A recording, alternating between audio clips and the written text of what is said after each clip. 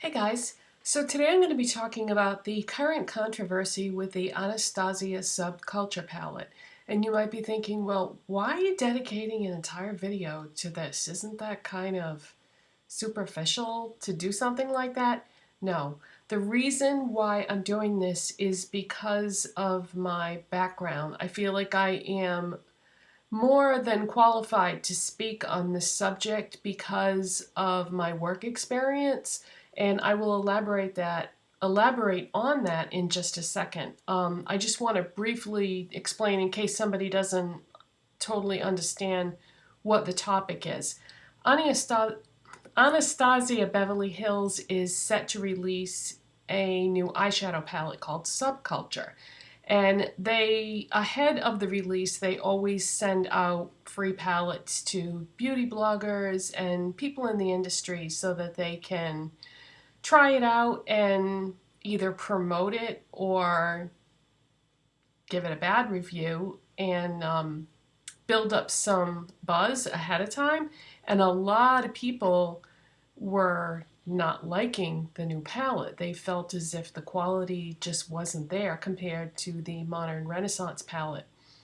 So I've been seeing a lot of these videos and I've been reading things on blogs and have seen all the controversy because some people were saying that they really liked their palette, and many people, I would say more than most, were saying that they didn't like it and the quality wasn't good and that type of thing. So the reason why I wanted to talk about this is because my background from my work experience, I spent between 20 and 25 years in the manufacturing industry. And I have seen firsthand how this works and what people in the beauty industry may not realize. I have some insights into this, so I just wanted to address that and talk about that a little bit.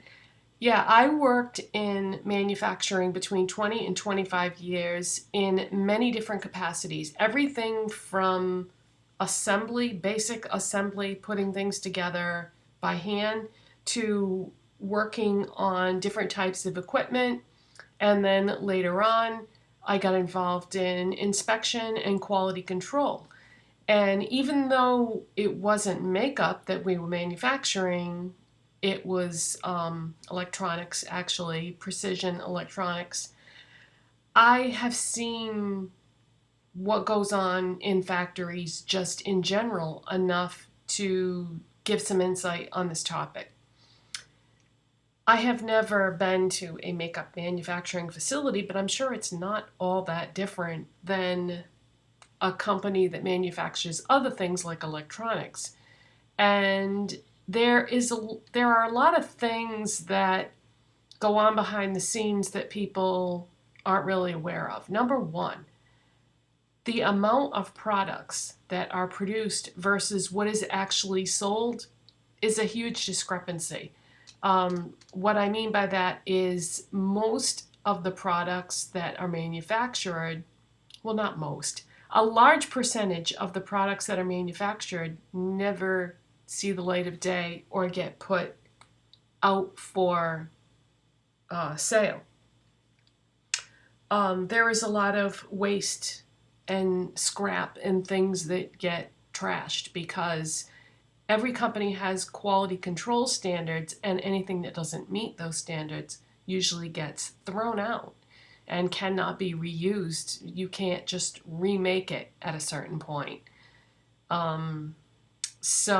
Yeah, there's that. So I was very surprised when I heard about the discrepancy between the product with the Subculture palette, because some people got their palette and they loved it. Some people got their palette and they were shocked. There was just fallout everywhere. Like the eyeshadows were literally crumbling as people were using them, to the point where it just went everywhere and made a big mess. And so I thought, well, they must have some quality control issues at the facility that manufactures the Subculture palette, because why would Modern Renaissance be such a huge hit. Everybody loved it. The quality was outstanding. The quality of Anastasia's single eyeshadows is outstanding. And then all of a sudden, now there's all these issues. The way I look at it with my background, I would say that there is a possibility that something changed from the manufacturer of the Modern Renaissance palette to the Subculture, and I'm wondering if they changed manufacturers. Because to have that much of an issue with quality control, something has to have changed. So it's possible that they no longer use the manufacturer that they used before to make the palette. And if that is not the case, maybe there were some staff changes. Maybe whoever was in charge of quality control at the factory is no longer there, and maybe someone else is in charge. It could be a money issue. It could be that they were trying to figure out a way to mass produce it at a lower cost. There are lots of possibilities, and only Anastasia really knows what the issue is. I have heard by doing some reading and reading some blogs and hearing some things that people said on videos that they pressed the shadows, they used less pressure. It was a softer press, and that's why the eyeshadows were going all over the place and crumbling and kicking up a lot of powder and so forth. Why would you do that? If you had a fantastic quality product before with Modern Renaissance, why would you change the pressure that you were using to press the eyeshadows? I just don't understand why you would do that on purpose if you knew that it was great before. But the bottom line for me is, and you may be wondering, am I going to buy this palette? Take a look at my eye look today. This is predominantly a warm green and gold eye look. And in case you're wondering, I use the Maybelline City Mini Palette in Urban Jungle. This is mostly greens. There are a ton of greens in here, but there is also a gold and a beige. But other than that, it's all greens, different depths of greens, different textures of greens. This, in my opinion, is not the most flattering color scheme for me personally. And if you look at the Subculture palette, it is 3/4 warm colors, and there is definitely an olive green in there. And then there's maybe, I would say maybe 1/4 of the colors are colors that would probably look good on me, that would be complimentary, flattering.